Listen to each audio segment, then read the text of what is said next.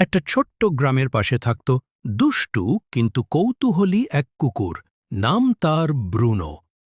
সে সারাদিন দৌড়াত, মাটি শুকত আর কিছু খুঁজে বেড়াত। একদিন হঠাৎ মাটির নিচে এক অদ্ভুত গন্ধ পেল ব্রুনো। মাটি খুঁড়তেই উঠে এলো এক হাড়, কিন্তু আশ্চর্য, হাড়টা দেখা যাচ্ছে না। ব্রুনো হাড়টা মুখে নিয়ে ঘরে ফিরল, কিন্তু চোখে কিছুই দেখা যাচ্ছে না।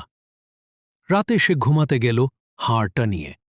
হঠাৎ এক নীল আলো ঘর ভরে দিল। তার সামনে দাঁড়িয়ে গেল এক প্রাচীন কুকুরের আত্মা।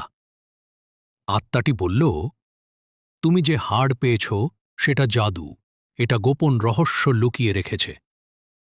আত্মাটি বলল, এই হাড় সব কুকুর পায় না, কেবল সাহসী আর কৌতূহলী কুকুরের হাতে উঠে আসে এটা।